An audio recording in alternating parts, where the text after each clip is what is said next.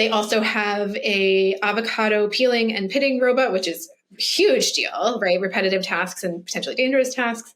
It's called the Autocado because it's different. Yeah, it really is. They have a tortilla making bot called Chippy, who does work in one store in Southern California. And Chippy was programmed to make tortilla chips like a human. Welcome to Wisking It All with your host, Angela Esposito, co-founder of Whisk.ai, a food and beverage intelligence platform. We're going to be interviewing hospitality professionals around the world to really understand how they do what they do.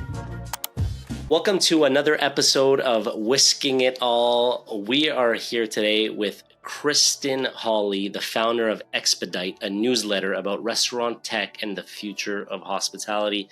Kristen, thank you for being here with me today.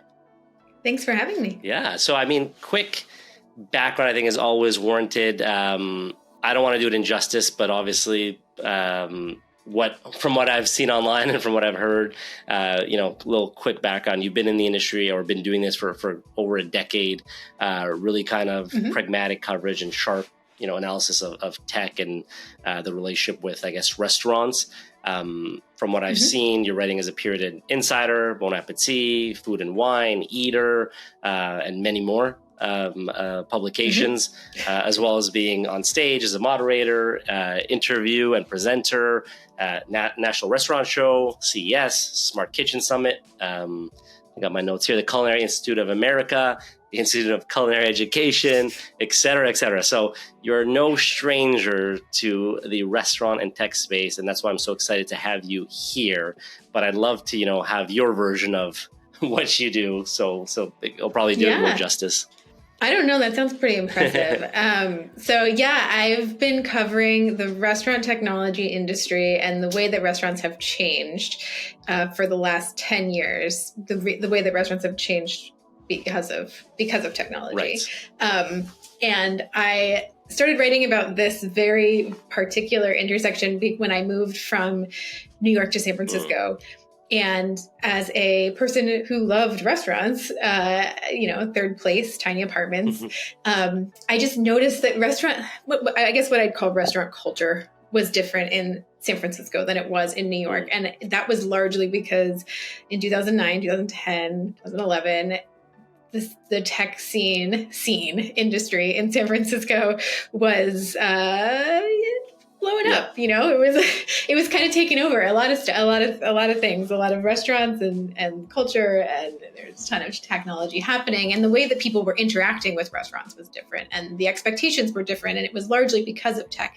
And restaurants and hospitality traditionally slow on the uptake of new technology for many reasons, but it really felt like this inevitable shift that was coming, and I found there was a lot of, I guess, almost miscommunication between tech companies and restaurants about how they wanted to grow and how they wanted to evolve in like this brave new world. And I love that you said pragmatic coverage, because that's what I try to do. I think it needs to be, when we were talking about food, right? Like it needs to be understandable and accessible. It's something that everybody needs and requires, and it's chinging. So when you're applying tech principles to an industry that is as old as, a lot can get lost. So I believe that there's a real opportunity still 10 years later for just really honest and insightful coverage of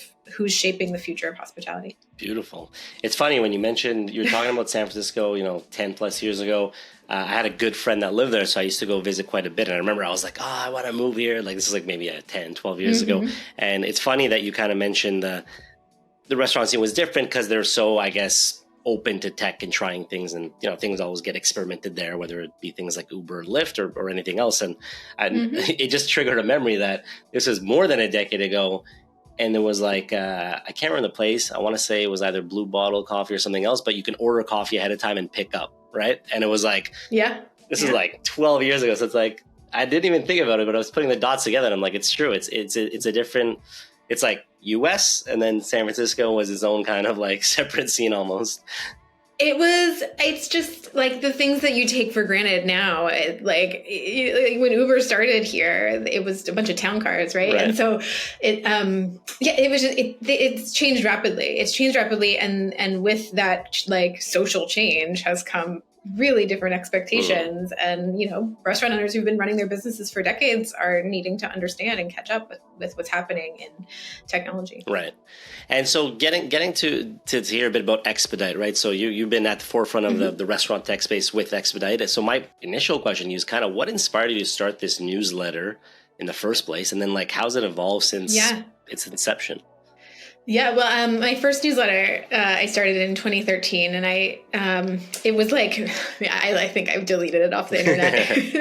It was a lot of casual observations and information about what was happening, less in the industry, less industry coverage. DoorDash was like a startup, when I started, a real startup with maybe some seed funding. That first iteration of the newsletter was really just chronicling I think I highlighted chefs on Twitter. I think we talked about Instagram. I don't know, real basic stuff. And the impetus for the newsletter was, this is such a niche thing. And am I a weirdo? Am I the only one that cares about this? And so my now husband encouraged me to start a newsletter. He works in technology, and he noticed a lot of people in his orbit writing newsletters at this time over 10 years ago. And so I just asked a couple of friends, hey, if I put this thing together that's about restaurants and technology, I think it was about chefs and technology at the time. That's awesome. Specifically cooking. Would you read it? And yeah. And thankfully I had a couple friends that worked in the business in tech adjacent to hospitality, and they got it in front of the right people. They got in front of some executives at OpenTable and other places that were interested in commentary about the business that they were working in. I sold that newsletter in 2016 to a company called Skift, a B2B media company. I joined them as part of the acquisition and led their restaurant industry coverage for 3 years. And it was wonderful until they decided in 2019 that they were not going to cover restaurants anymore. Oh, no. So, that was a bummer. And the timing was unfortunate for them, I would say. But the way that was structured meant that I had to leave the old newsletter with them. Okay. And I started Expedite in the fall of 2019, started over at zero, which was a real challenge. But I believed that my work was unfinished. And I believed that we were really in a moment in restaurant technology where it was the industry had grown up. The industry was legit. There were IPOs. There was a lot of money flowing into it. There was a lot of interest. And I could not have been more right, because in 2020, suddenly everybody who has ever eaten at a restaurant was extremely interested in how they worked and their business model and how they could support them during the earliest and scariest days of COVID. So Expedite, while it has been in my brain for a really long time, it was really formed during, I would say, the worst early pandemic days, when there was a need for real timely information about how the industry was changing and how tech was helping at that point, and potentially hurting. It wasn't all good news, but when you have people who are you consider smart, educated business people who are coming to you saying restaurants have terrible margins and they're terrible businesses, and how do they it's have you not been paying attention? Have you never talked to anybody who's run a restaurant? I think that increased consumer and diner awareness and how restaurants work and how technology helps them and potentially hurts them has only been a benefit for the business. And that's kind of what's been keeping me going for the last 3 years. I love that. That makes a ton of sense. And I'd love to maybe shed a bit of light on the founder side of it, just real quick. It's not easy to start something from scratch, and you've done it twice, but to start something from scratch and then get it acquired, I'd love to maybe just touch on that, because we also have some different restaurant tech founders on the podcast, and it's always nice to hear the entrepreneurial journey. So I'd love to hear quickly, maybe what did that look like, right? Building something from nothing, right? Really gratifying, but then getting acquired. I'd love to hear about that. How was that? How was it working at this acquirer, and what did that process look like? Yeah. I call myself a reluctant entrepreneur because I sort of fell into it as a freelance writer. But freelance writers are entrepreneurs, especially now when much of your image depends on what you're doing on your own. Right. So what that looked like was I had a friend in common with the CEO of this media company called Skift, which covers the travel business in a way that was really in line with the way that I cover restaurants. Like, consumer focus, why do people care? How does this news about an industry show up every day for the average person? And so we had a couple conversations, and I was just extremely open to next steps. I came up in magazine journalism. I worked in the big publishing houses in New York before I came to San Francisco after the 2008 crash when everyone in magazines lost their job, including me. And so going back to a media company was it was a very easy decision because I loved having colleagues. I loved having editors. I loved having fellow creatives. I loved having a marketing and a sales team, which I do not have right now, which is the part of the downside of being a solopreneur. Right. But it was, it was an exit. They paid me for the newsletter, and then they brought me on full time. I was extremely proud of it and still am. And it was a real pleasure to help build out coverage that was, tangential, but very complementary to their travel industry. That's really cool. And any lessons learned that you can share? Because I was trying to share nuggets of information in terms of, other founders listening or just other business owners, and any maybe lessons that looking back, you're like, I would have done X or Y differently. Yeah. Oh, absolutely. Like I said, I had to leave the newsletter on the table when I left, and it wasn't my decision. And I think I should have done some more upfront negotiations about what was mine and what was theirs. It's not like I'm doing the exact same thing I was doing when I joined the company. So it's not like it was a non-compete, but I created a lot of things for them that live with them. And that is a challenge when you are continuing to build your brand, again, solo. And that is just youth and naivete, I guess, on my part. And also, I think it was the right decision for me at the time. I absolutely don't regret it. The only thing I would change, I think, was being able to take more when we parted. That makes sense. But either way, I think, congratulations. It's not easy to build something out of nothing and then to create so much value that somebody else wants to buy it. Just in that, I think there's a lot of, at least for me, when I think about it, a lot of satisfaction of just, Yeah, I remind myself of this all the time. Freelance journalism can be a lonely endeavor, especially when you're writing a newsletter in your office by yourself. And I have created things of value that are valuable to others. And that is a huge deal. That's awesome. A huge deal. And it was great. That's awesome. And then so fast forward, I love that. And then fast forward, then you're like, okay, cool. I'm out of here, but I think I want to continue doing this. So what did that look like? And I'd love to, transition to now, what you're doing today, basically. Yeah, well, like I said, it felt like it was unfinished. I had a lot of support from readers that came with me in the beginning when I joined the company. I had a lot of support from readers that I gained while I was at the company. There were people at the company itself who were extremely supportive and have continued to be extremely supportive of my endeavor into covering what I believe is it's nice. I think that I took some time off, and I just in the time I took off, I think DoorDash IPO'd and Resi was acquired. There was a couple of really big things that happened that I missed. Yeah, and that was hard. That is hard as a news hound. Right. This industry that I've covered since its infancy. And I remember being in conference rooms with DoorDash executives, we are the next big thing. We are bullish on our ability to scale and grow. And you're kind of okay, yeah. You hear it all the time. Right. They were right. And to see that through, I missed getting to cover it. So that was a bummer. I love explaining complex topics to a general audience. It's my favorite thing. So there's nothing more complex than how tech works. Right. And it's a nice little niche to have found myself in. It's funny because that's actually one of the questions I wanted to ask you. Is the perfect segue. It's how do you, especially with these major publications, how do you approach writing about a niche topic, right? But to a broad audience, right? That in itself sounds pretty challenging. I'd love to hear your thoughts on that. Yeah. I think that it comes down to, why should I care? And COVID, during like the worst days of COVID and lockdowns and, the PPP and restaurant relief funds and legislation and lobbying and all of that, people did care.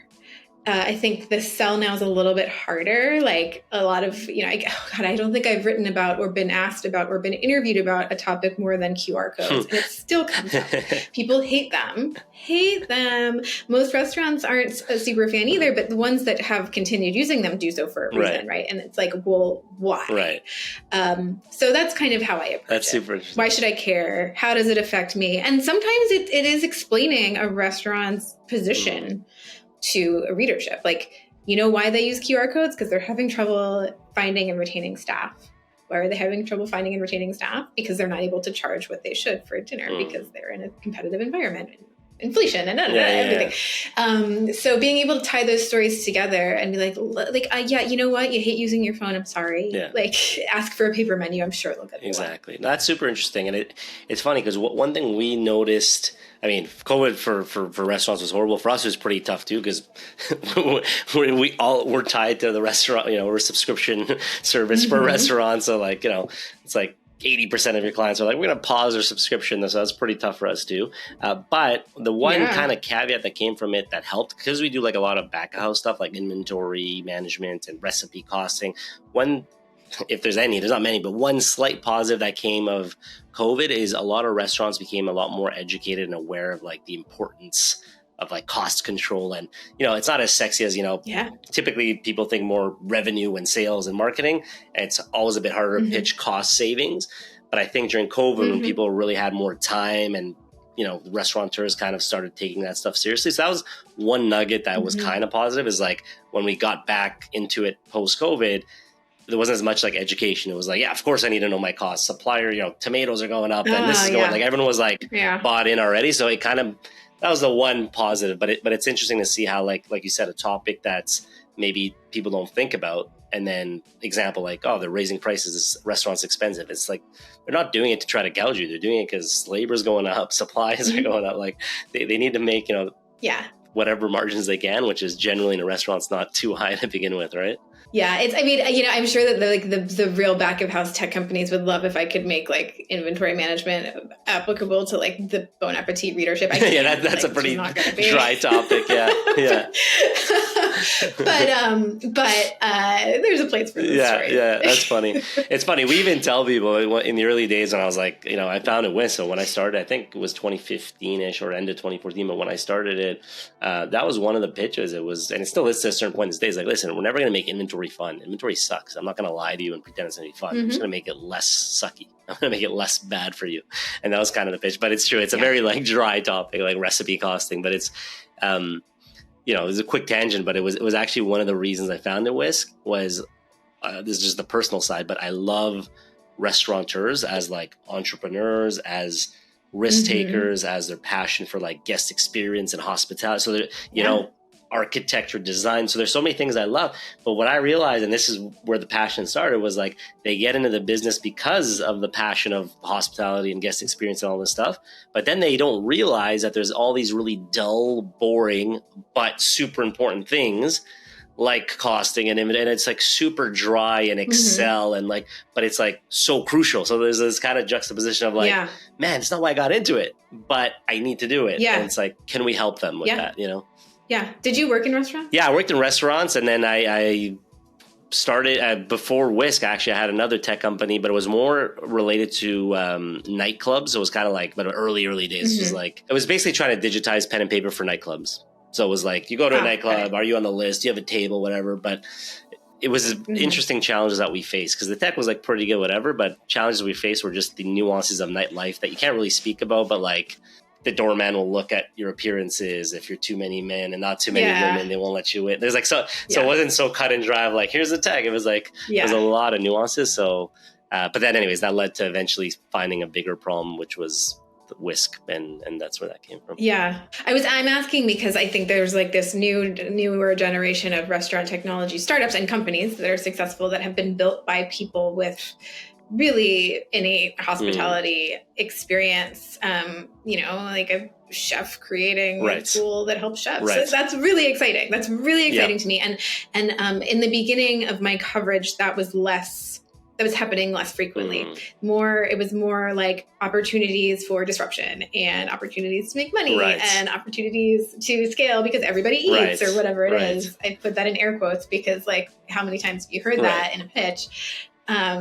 So I think that is what is most exciting for me right now is the prevalence of technology, good technology that's built by teams of people that understand the restaurant and hospitality business. Yeah. That's where the opportunity is. I love that. Yeah. And I think it's so important because it's like, you can't fake feeling the pain. When you feel the pain, you really understand your customer well, which I think helps with like, product market fit and blah, blah, blah. So it's like, it's such a key, even if I think about our staff, that's one thing. I don't know if it's been super purposeful in the beginning, but I realized like we were talking about this the other week as a team, but like, we're like, oh wait, this sales rep actually, she was a manager. And oh wait, this other sales rep actually used to work in the restaurant. And we realized like a good amount of our staff, this support person, our success bird, like a good chunk of it is came from the restaurant industry, which I think also helps because they can communicate better with restaurant, operators just kind of coming from that industry. Yeah. So it's been interesting. You should market on that. Yeah, I think so. You've got some juices flowing. I'm like, oh, that's actually that's awesome. And so obviously you've seen a lot of things over the last decade. I always joke around that like, this is like super high level. I know there's 1,000,001 apps now, but I always joke around like the coolest thing that happened was kind of like Open Table, right? It was like, wow, reservations, cool. After that, it was like digitizing POSs or like cloud POSs. And then after that, it was like, now there's a sudden boom. But I'd love to hear from your point of view, what are some tech, and this might be a loaded question, but I'd love to hear if you can maybe highlight a few technologies, but that kind of stand out. If you think about the last 10 years, like just like some things that like, hey, this was amazing. I don't know, robotics, whatever it may be, but things that stood out to you. Yeah. What is most interesting to me, if you like look back, I think obviously Resi's entry into the market was a huge deal. And they came at a time where there were some other competitors trying to challenge Open Table, but like to completely rethink the way that the model for, originally it was a different model for consumers, but it then changed into just reservations. But and talked also to some extent just challenging the transaction of a restaurant reservation with new technology. I think the stories like that are really interesting to me. I think that obviously third-party delivery, what's happened with DoorDash, love it, hate it, whatever, has fundamentally changed the business. And we're in the early days of seeing, and DoorDash, I think on their earnings, they said, they were like, we are in like early innings, and they've been saying this for years. And it's true of e-commerce and online commerce and online local commerce. The stories that I love are the ones that can show technology really changing the trajectory of a business. Like DoorDash, plenty of people hate them for what they did. I'm putting that in air quotes too. During COVID, they have a robust network. They helped a lot of businesses. They have a lot of money. They've given a lot of money to businesses. They've made new opportunities in the restaurant industry for people. And that I'm interested to see how things like that evolve. I don't know. Does that answer your question? Yeah. Like, I think I'm very pro tech and pro progress, but I'm also a storyteller, and I am not like, I don't see the future. I can tell you what I think is going to happen. But what's interesting to me is when big changes happen because of technology. Yeah. And I think that there are forces that, like obviously a big tech company that needs to turn a profit for its shareholders has their own interests, but there are so many people working in hospitality to preserve restaurants and hospitality that it's like, I'm watching those forces balance, and watching the balance over the last 3 years has been really interesting. That is interesting. Yeah, because when I think about this space, it's like, obviously there's a lot of different apps and tech and whatnot, but I almost think of them in big chunks. And like you said, Open Table, right? Or just reservation in general was like a big thing. And then digital POS. And then to your point, third-party delivery is another big one. So sometimes I just wonder what would be the next, let's say, big one. Like there's a lot of mini ones, like don't get me wrong, scheduling, even what we do, cost of goods sold, like they're important, but I'm wondering what's the next one that you maybe see coming if you had to throw a prediction. It's hiring, training, retention. this kind of technology that helps employers connect with staff. I think that there's I think there's a lot of opportunity there just given the turnover in the business. Right.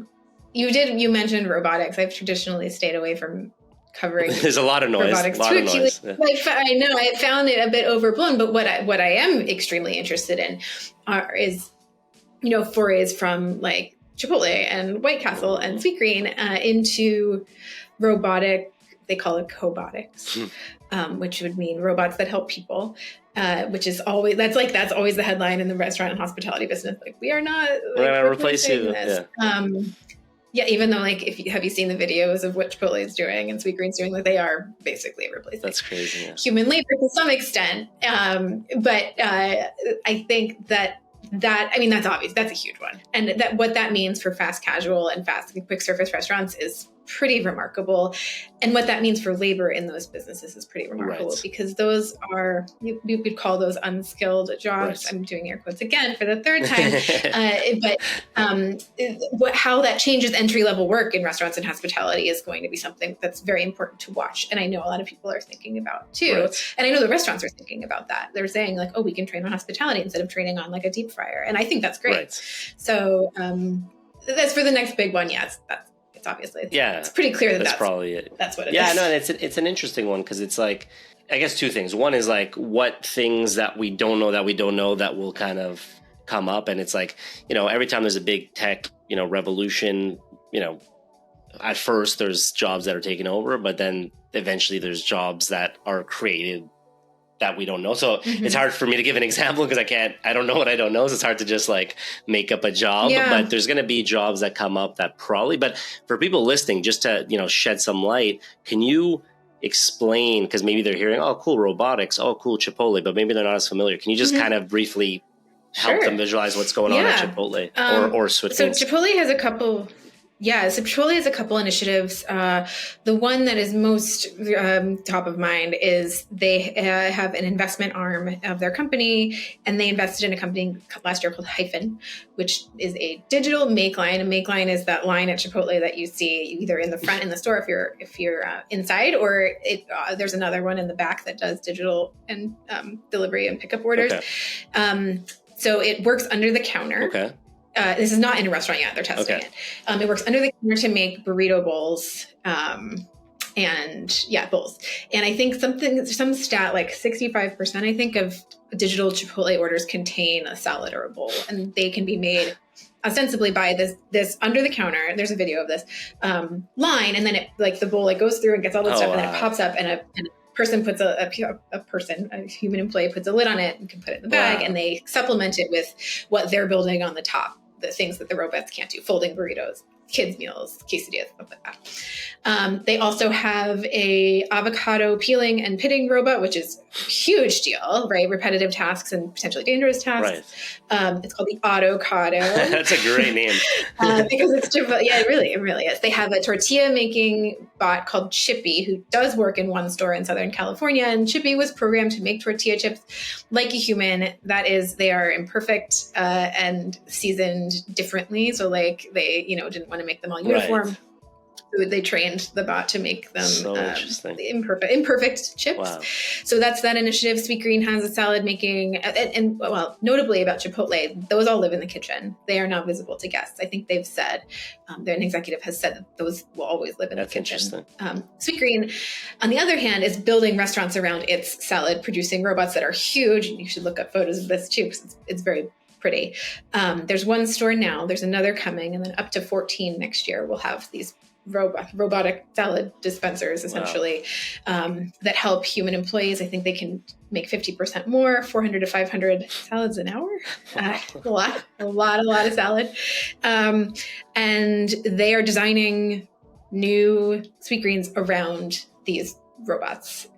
One, because they help with labor and costs and throughput and how much they're producing. And two, because they are really impressive looking. So, same thing, robots that help people, Some are in the kitchen, some are front and center. That's super interesting. That's what's going on. Yeah, we fast casual. Yeah, that's super interesting. We had the founder of Tiny Mile on the show, Ignacio. So Ignacio, shout out. And they're doing something interesting. I mean, I know there's a lot of different robotic companies, but they're doing last mile delivery, specifically in Miami. So they're like in Brickell. I think they have like 100 plus robots, and it's at first I was like, robot, like, but then once he kind of started walking me through, it was pretty interesting. Of really focused on a core area, so like a downtown core, the idea of like maybe you don't need the driver labor, right, and then things are too expensive. So I'd love to hear your thoughts on like what something. It doesn't have to be specifically Tiny Mile, but the idea of that last mile delivery in the restaurant space. Like, what do you think about that? Well, I think there are certain circumstances for which it makes a lot of sense to use robotics. College campuses, I know they've been really successful. Cities, less successful. People are like, get out of the bike lane, get off the sidewalk. What are you doing? What I do find very interesting, and I moderated a panel about this a couple of weeks ago, but is the push for like e-bikes and other forms of micro-mobility in restaurant delivery. Interesting. So like fewer cars in like urban settings, more bikes, more e-bikes, more battery-powered vehicles, more like small 3-wheel, whatever it is, because of how delivery can then be better woven into like urban life. Interesting. Instead of a car pulling over and blocking the bike lane, or bike blocking the bus lane, or like I live in San Francisco on Valencia Street. They just put a bike lane down the middle of the road, and you can no longer, they had to get rid of a bunch of parking spots on the street, which I support as a cyclist, so that delivery drivers had a place to pull over and pick up food. But what the effect of that is that in an extremely commercial corridor with a lot of restaurants and a lot of people in a busy city, like no one can find parking. And, when you say like, don't drive, take an Uber, whatever, it like doesn't matter. You can't find parking. You're not going to eat the restaurant. Restaurants are saying that their reservations are being canceled at the last second because people literally can't find a place to put their car. So finding better ways to accommodate delivery, which is not going away, and delivery drivers in cities, whether that's robotics or that's e-bikes, training a workforce on e-bikes and e-bike safety or whatever it is. I think that's more interesting to me than the sidewalk robots. Yeah, but that is interesting. Yeah. And I'd love to hear, what are your thoughts, if you have any on, so, that's a bit on the QSR side and the fast casual, which is obviously super interesting. Where do you maybe see the tech, or what have you seen? You mentioned Chipotle and Sweet Green. Have you seen any interesting kind of tech on the full service side? Any kind of that stands out? there's been some tries at serving robots that didn't really take off. They're more of a novelty. You mean like the robots that like go to the tables kind of thing? It's in full service. I think there was like a minute where it was like, oh, this is like, could this help us? And then it was like, wait, no, this is not what we need. So I think any kind of automation that you see there would be back of house, not necessarily robotics, but it could be eventually like food prep. If something like the avocado is I still love eventually small enough and affordable enough. I know, right? But just anything that helps with food prep. Right. So repetitive tasks, dangerous tasks again, or like, there are plenty of AI and smart services that can help with like actual food prep and the like forecasting, cutting of ingredients, and measuring and forecasting, and then actually like creating dishes and stuff. So that makes sense. And I'd love to hear just quickly, I know running low on time. So real quick, as a speaker, as a presenter, when you go to these industry events, I'd love to just hear your take on like what do you love most about engaging with the community in person, because you're typically doing a lot of newsletter stuff behind the scenes, but then on the flip side, it's so good, you're in person. So I'd love to hear about that. It is always a delight to talk to the people that are thinking about the future of hospitality and restaurants, because there is so much heart in the business in a way, even in the biggest trade shows. Like you go to the NRA show, National Restaurant Association show in Chicago, it's huge. It takes over the whole town. Like trade show floor smacks you in the face, right? Like it is a trade show. And the people there just care so deeply. I love it. I love it. That's awesome. And that one in particular is interesting because it's open to the public and it's quite affordable to come. And so people who just like restaurants just show up and walk around, and that's what other industry trade show can appeal to just like an on the street person? Yeah, right? it's true. There's just this real level of realism, and it's That's cool. awesome. It's awesome. And so I really love doing all of that speaking because it is extremely interesting to hear what people leading the space are doing, but it's almost more interesting to hear what people who are just learning about it are interested in. Super cool. Well said. And so I guess maybe to wrap up, I'd love to, help people understand where they can find you, all that good stuff. So before we link all those things, are there any upcoming projects or collaborations you're excited about that you can share with us, or just any? I have my first magazine feature coming out soon in Fast Company magazine in print about I'll say a startup in the space that failed. Okay. Failure stories, always a lot to learn about failure stories. So that's exciting. But Expedite evolves fast. And so you can find it at expedite.news. I am constantly inspired by the news and by new ideas and what people are talking about. I usually write it the day before I send it because I want to make sure that it's extremely relevant to everything that's happening. And so that is the best way to keep up with me, expedite.news. I put everything in there.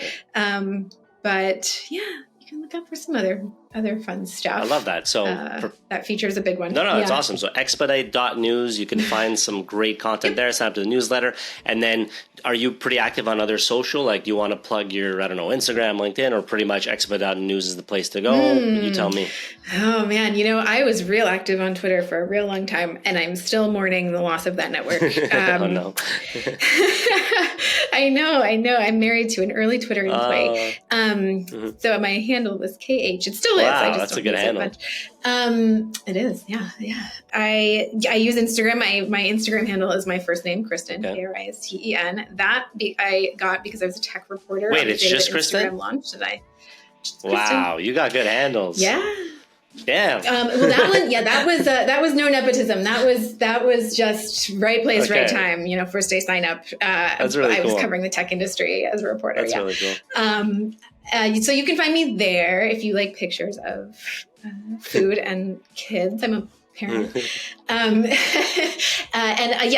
am pretty active on LinkedIn, and that's where I'm posting most of my all of my professional stuff, including the freelance and including Expedite. Amazing. So we'll make sure to link all that. So for people listening, we'll post this on Spotify, on YouTube, on Apple. So we'll put the links in there, Great. Instagram, LinkedIn, and obviously expedite.news. So Kristen, with that said, thank you so much for joining the Wisking It All podcast. Your insight is super, super valuable. So thank you for your time today.